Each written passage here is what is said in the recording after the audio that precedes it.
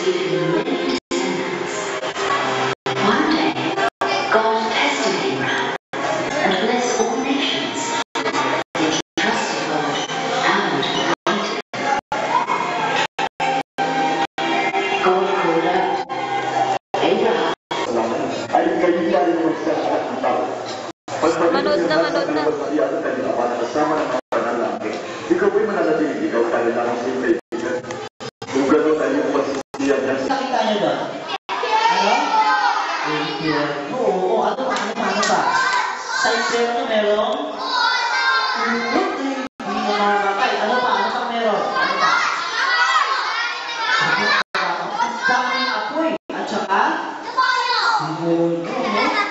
Tapos meron din madiliman. Kayo ba gusto niyang madilim? Madilim? Mainit? Tapos meron pa? Away, oo. Sabi doon, no? May nagmumura. Yung mga nandoon, nag-aaway na. Nagmumura sila. Minumura nila ang Panginoon. Eto. Nakakatakot ba yung pinanood natin? Ha? Nakakatakot silang impyerno? Oo.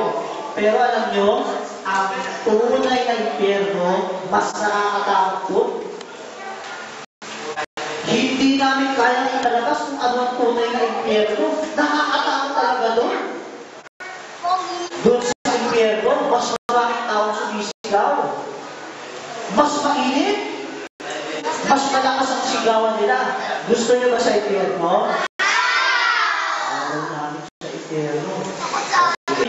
And come short of the glory of God. Ulitin po.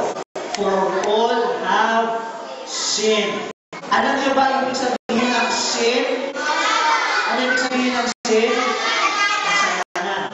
Sabi ng Bible, ang lahat ng tao ay makasalanan. Lahat tayo ang magawa ng kasalanan. Magbigay nga kayo ng halimbawa ng kasalanan. May ikot mo yung balik ka din. Pagnanakaw, ano pa? Pagmumura, ano pa? Pakikipag-away. Maraming pang iba. Sabi ng Biblia, lahat ng tao ay makasalanan, nakagawa ng kasalanan. Meron bang tao perfecto? Kasalanan. Maski ako, nakagawa ng kasalanan. Lahat ng mga kulang at dito, nakagawa ng kasalanan. Sabi ng Bible, for all have. Okay, meron pa akong babasahin sa inyo sa Bible. For the wages of sin is death. Dito sa pinasa ko, mayroong pabayaran ang kasalanan. May parusa sa kasalanan. Alam niyo ba kung ano ang parusa ng kasalanan? Tama kayo doon. Ang parusa ng kasalanan ay impyerno. Ang impyerno ay hindi biro-biro. Totoo yun. Totoo lugar doon. Sabi ng Bible, ang impyerno ay kasing totoo ng lugar na ito. Itong lugar na ito. Totoo ba itong lugar na ito? Oo. Nasaan na tayo ngayon? Nasa Barangay Hall. Nasa third floor ng Barangay Hall. Ang third floor ng Barangay Hall, totoong lugar ba? Totoong lugar yun. Nasa Iriga Street tayo. Ang Iriga Street, totoong lugar ba? Oo. Tayo ay nasa Laloma. Ang Laloma, totoong lugar ba? Totoong lugar ng Laloma. Pero may babalik na ako sa inyo. Ang impyerno ay totoong lugar din. At sa Bible, lahat ng makasalanan ay mapupunta sa impyerno.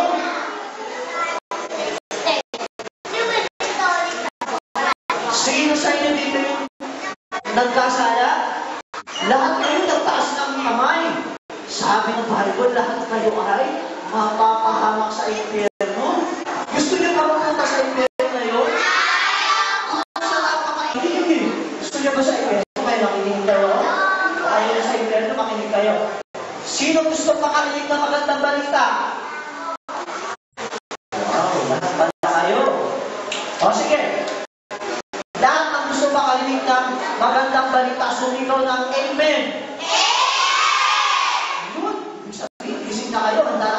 Ito magandang balita. Pwede tayo magligtas sa impyerno. Mayroong siguradong daan patungo sa langit. Pero yung daan na yun, isa lamang. Wala nang ibang daan. Gusto niyo ba malaman yung nag-iisang daan na yun? Nag-iisang daan na tinutukoy ko sa inyo patungo sa langit ay si Jesus Christ. Wala nang ibang daan patungo sa langit kundi si Jesus Christ lang. Village. Jesus Christ. Gusto niyo ba malaman kung ano ginawa ni Jesus Christ? Jesus Christ, namatay sa krus. Tinilipin siya. At pagtapos ng tamang araw, isa lang tagapagligtas, yan ay si Jesus Christ. Alam niyo ba, si Jesus Christ, mahal na mahal niya tayo. Dahil sa pagkamahal niya sa atin, nakatay siya sa krus. Tiniis niya lahat ng hirap. Si Jesus Christ, pinagpapalo siya ng dati kundi. Si Jesus Christ, umiyak siya. Bakit siya umiyak? Kasi napakasakit ng dinanas niya. Kaso bang anong laman? At alam mo ba, bawat puno ni Jesus Christ na nakatusay doon sa cross, nagkakalas-kalas. Napakasakit ng dinanas ni Jesus Christ. Siya ay binagyan ng koronang kilig. Alam niyo, hindi siya nagreklamo. Pinagsasaktan siya ng mga sundalo, hindi siya nagreklamo. Pinagsusuntok siya, hindi siya nagreklamo. Siguro pinagtatansyahan siya, hindi siya nagreklamo. Yung kanyang balbas, pinunod, hindi siya nagreklamo. Alam mo kung bakit? Kasi nakita ni Jesus Christ. Ayaw niya na pumunta sa impyerno. At kung nandun niya sa krus, sumigaw siya, Ama! Ama! Bakit mo ako tinalikuran? Alam mo, ang Panginoon Diyos, tumalikod mismo kay Jesus Christ. Alam niyo kung bakit tumalikod ang Panginoon Diyos kay Jesus Christ? Yung nasa krus siya, kasi lahat ng kasalanan natin, itinatang kay Jesus Christ. Lahat ng kasalanan natin, na kay Jesus Christ. Lahat ng nakakadiri na ginawa ng tao, binagay kay Jesus Christ, pinako. At siya ang nagbayad ng at pagkatapos doon, si Jesus Christ ay namatay. Ang magandang balita, pagkatapos naman ng araw, si Jesus Christ ay ano? Si Jesus Christ ay si Jesus Christ ay bumangon mula sa kamatayan at siya ay buhay. Lahat ang naniniwala na buhay si Jesus Christ, magsabi ng Amen. Si Jesus Christ ay buhay. Masaya ba kayong buhay si Jesus Christ? Masaya kayong buhay si Jesus Christ, magsabi kayo ng Amen. Dahil si Jesus Christ ay hindi patay. Si Jesus Christ ay buhay. Ito yung sasabihin ko sa inyo. Kailangan ang pagkakas si Jesus Christ bilang tagapagligtas. Kailangan tanggapin mo siya bilang tagapagligtas. Kung hindi mo tatanggapin si Jesus Christ, pupunta ka ng pero lahat ang tumanggap kay Jesus Christ ay pupunta sa Ipagtanong ko. Sino sa inyo dito gusto na pumunta sa langit? Ipagtanong ng kamay. Dahil ang sabi ko, isa lang ang daan, si Jesus Christ. Si Jesus Christ ang namatay. Wala na ka. Ito, makinig kayo sa sasabihin ko, si Jesus Christ lang ang makapagliligtas sa iyo, hindi ang relihiyon. Kakaya ka kayo naligtas ng relihiyon? Bakit hindi naman naligtas ang relihiyon? Hindi naman tagapagligtas ang relihiyon eh. At tagapagligtas ay si ang simbahan. Hindi ka kaya maligtas sa simbahan. Hindi ka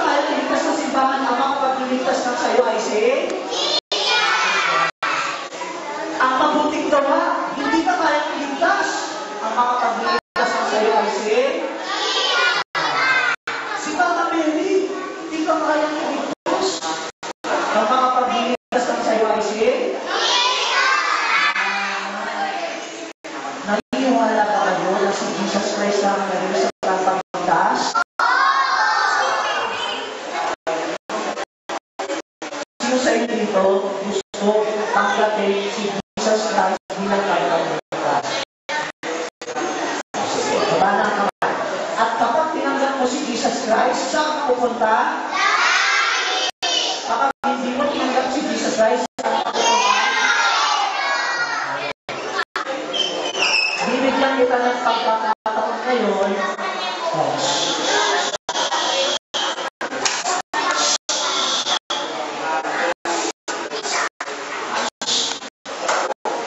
Bibigyan mo kayo ng pagkakataon, gumawa ng desisyon.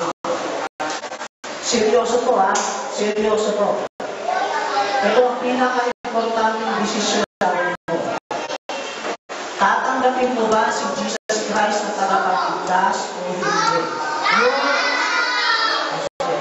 personal ito. Yung desisyon na dapat mo. Lukuha mo yung pipitan na. Lukuha mo yung pipitan na. Nakakakaluwa mo yung nakapitan na. Nakabak na kayo po yung nakapitan na. Gumawa ka ng desisyon. Tatanggapin mo ba si Jesus bilang personal ng tagapagligtas? Oo o hindi. Ikaw ang gumawa ng desisyon. Hindi mo kayang gumawa ng desisyon para sa'yo. Ikaw na ang makagawa ng. Kung tatanggapin mo si Jesus Christ, sa langit ka pupunta. Kung hindi mo tatanggapin mo si Jesus Christ, sa impyerno ka pupunta.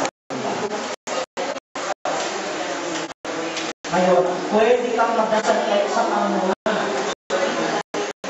Tanggapin mo siya bilang mong tagapagligtas. Pwede mong gamitin ang sarili mong salita para gawin yun. Huwag mo lang kitang mata. Tutulungan kita ng tanggapin si Jesus Christ. Sumunod ka sa panalangin. Okay? Huwag mo lang kitang mata. Kung gusto mong tanggapin si Jesus Christ, sumunod ka rin sa panalangin. Panginoon, magkukuha ng kasalanan. Dapat po ako sa impyerno.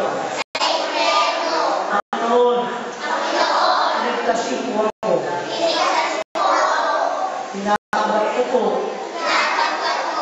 si Jesucristo bilang aking tagapagligtas. Sumasampalataya ako kay Jesucristo na namatay sa krus. At nabuhay na muli para sa aking mga kasalanan. Salamat po sa buhay na walang hanggan. Maraming salamat sa pangalan ni Jesus. Sino sa inyo dito tumanggap kay Jesus Christ? O kung tinanggap mo si Jesus Christ, saan pupunta ang kaluluwa? Saan? Tama nito. Kung ikaw, mamatay, saan ka pupunta? Saan ka pupunta?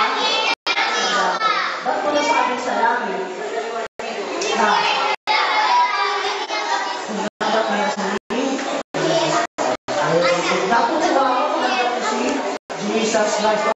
Tatawagin ko si Kuya Jesus.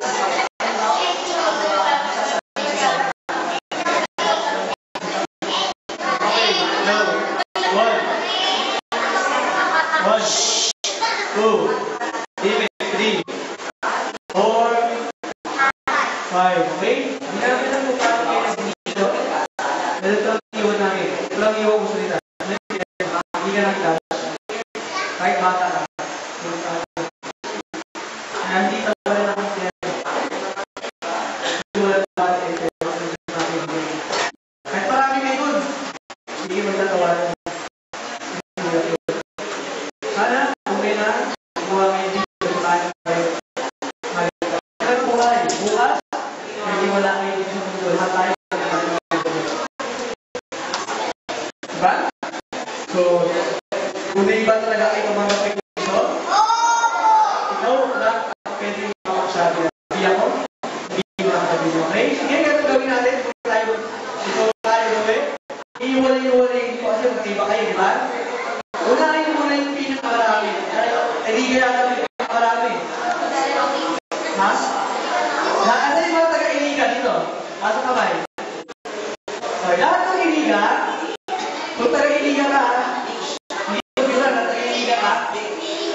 Tumayo ha? Hindi ka magpagod daw. Ay, sorry. Kaya pala wala na ito. Okay, mahinig. Workers, tayo sa may highway. Sa pasyo. Bakit parang may kailangan kahit dalawang tao lang. Pila kayo, pila.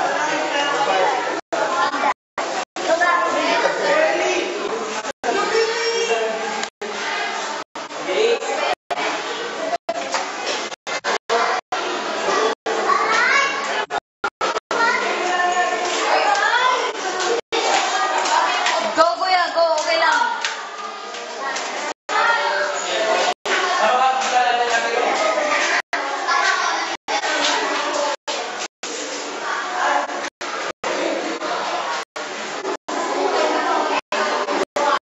Ayan, natapos na yung aming film showing.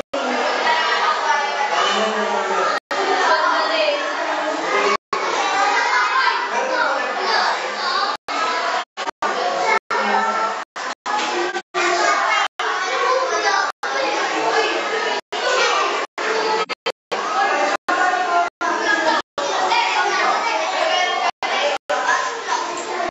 Oh, Kuya Tani, smile.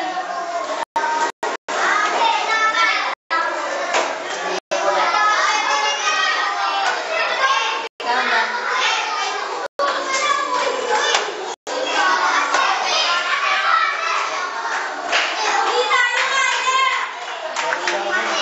Oh, dahan-dahan mo, bata, dahan-dahan lang. Dahan-dahan.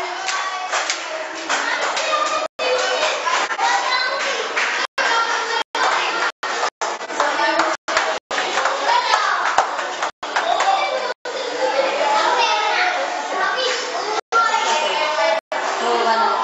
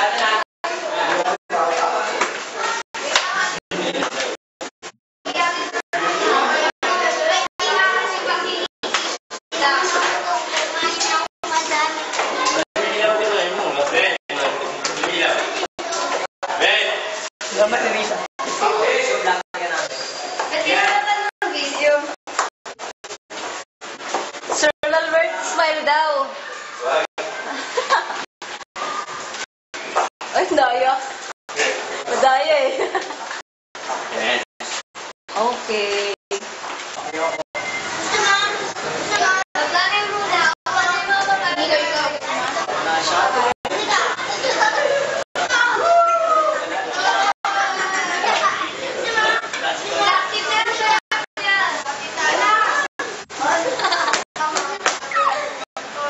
Money! Money! Oh, Moni.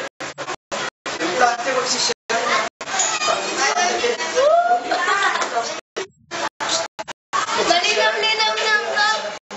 Marami. Ano yan? Cheeseburger.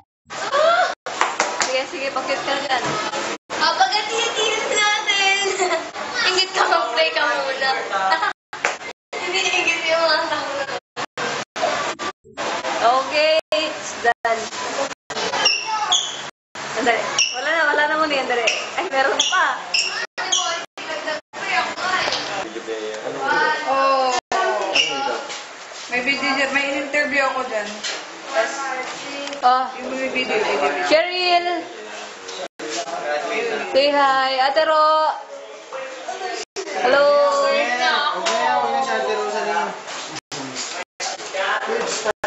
Mga masisipag. Yan, yung interview namin. Yung... Aha. Cherry, mas tayo. Oh, Kuya Henry. Smile. Ayos na pala. Ayun.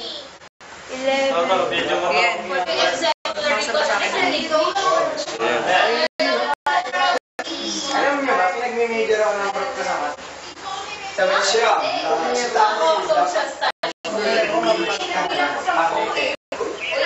Ay, talaga Ma-enjoy.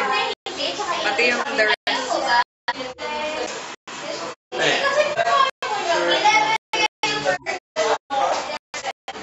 Open pa. Pag-tour po ng dami more. Sa'yo. Hi. Why? Gilberto.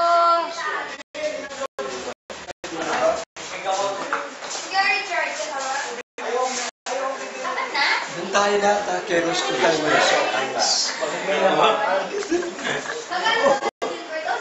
Tagal ba? Tignan ko nga, bakit nandiyan ako, tignan ko. Pati yung isa. Hindi ko kuma... Ito, gugulo niya. Sige. Hello everybody! Kumusta? Andito po tayo ngayon sa lugar namin. Hindi ko kaya eh. Ayan. Ay!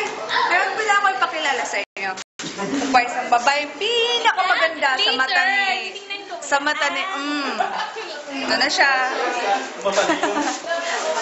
Ganito po tayo ngayon sa ABS. Isa pa na,